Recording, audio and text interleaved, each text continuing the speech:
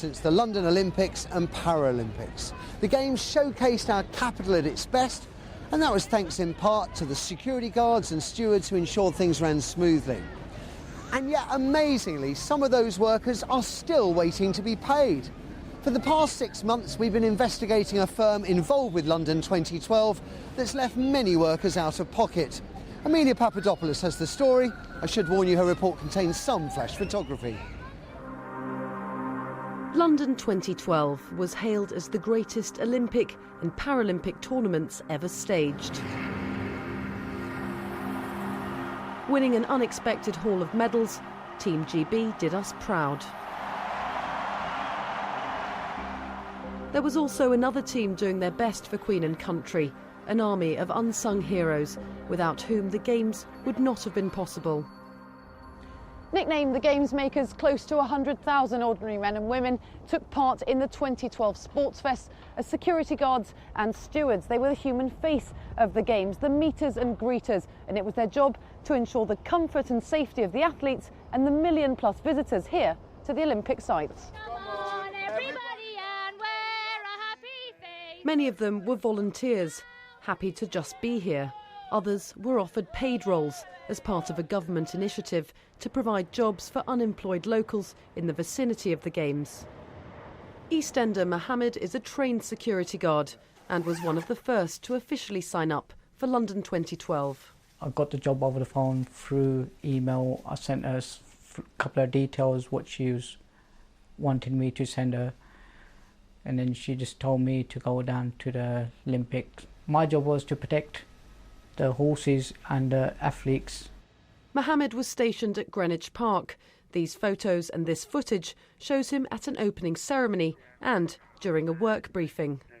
Hours of work was 12-hour shifts, and she was paying between £7 and £8 an hour.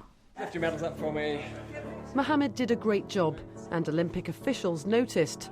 Like the athletes, he was given an award.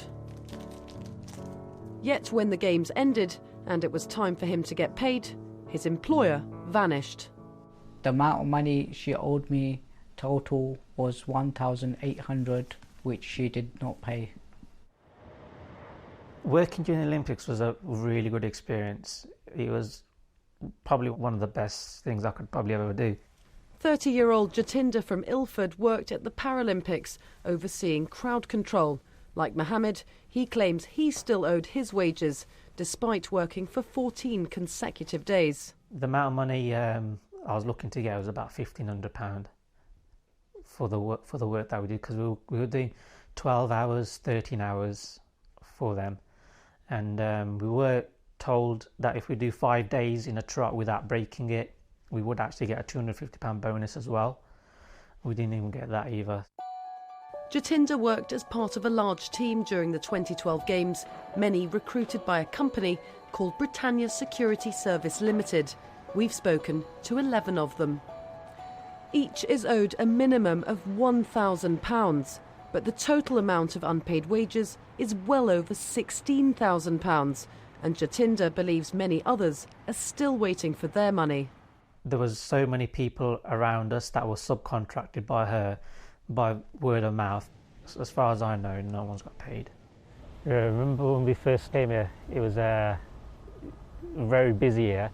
Today, Jatinder has brought some of his ex-colleagues back to Greenwich Park, one of the Paralympic sites. They're trying to work out a strategy to retrieve the money they're owed. The way forward now, I think, is if we all can try and group up together and try and expose this woman. We have to try and locate her. As low earners, these guys often struggle to make ends meet, and not being paid for their work at the Olympics has had a catastrophic effect on their lives. Amir has been left in desperate debt. I'm not a rich man. I'm just survive every day. So I borrow from some friend, borrow from my local bank. Amir claims that because he wasn't paid, he became overdrawn and took out a loan. It's a loan that to date has cost him over £3,000 and counting. Including interest, I'm still paying for the last 2-3 years, more than £3,000. My family is very upset because no paid 4-week rent in my house. So no food, enough food for us. Over the last 3 years, Mohammed and Jatinder have tried everything they could to track down their former employer. Been trying to send her emails, texts, no reply. Obviously I was trying on the phones and no joy over there either. The woman they've been trying to find is called Rukhsana Kauser, but they have no leads, and because their work contracts were all arranged online and by text, they don't even know what she looks like. So we've decided to pick up the trail for them. Back during the Olympics in 2012, Rukhsana Kauser was the sole director of Britannia Security Service Limited. This is the company that failed to pay at least 11 people who worked at the Olympics, including Mohammed, Jatinder and Amir. Exactly 2 years after the Games, Britannia Security Service Limited was dissolved. However, we've discovered that Rukhsana's company was actually subcontracted to recruit and manage staff by another organisation called AP Security. AP Security is still trading, so can they explain what's happened to the missing wages? AP declined to be interviewed on camera, but in an emailed letter they told us they were aware of complaints from staff claiming they hadn't been paid.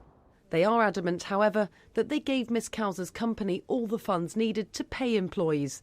They also say they'll continue to provide all reasonable assistance to support individuals in their ongoing dispute with Britannia Security Service Limited. In our quest to track down Rukhsana, we've had a breakthrough. Yet another unpaid games maker. Danish now lives in Pakistan and thinks he knows where to find her. I never met with her. She always used to speak over phone, and he said to me, Danish, don't worry, but you don't worry, you will be paid for the work you will do there. After the Olympics, she did not pick up the call. So you made attempts to contact her at various addresses in London? She gave me only one address. The address Danish has is in Ilford. It's the best lead we've had so far, so we head there. Hello, hi. Does Rukhsana live here? What? Rukhsana Kauser? Does she live here? No. Do you know when she moved out? You don't have an address for her, anything? No. Rukhsana, no? Okay, thank you very much. Thank you. Well, it seems that Rukhsana no longer lives at that address, and it's disappointing. I really feel like we're back at square one.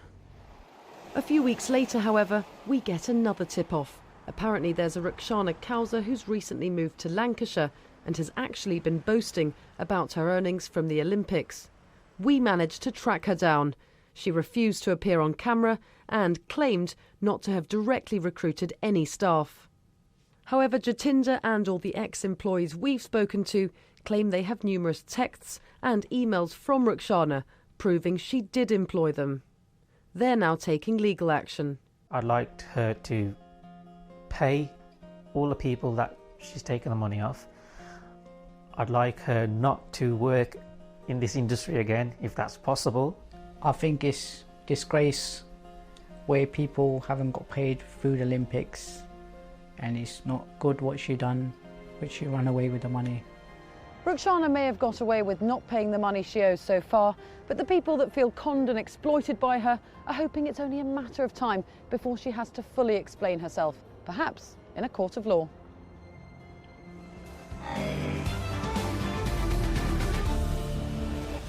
Since the introduction of the plastic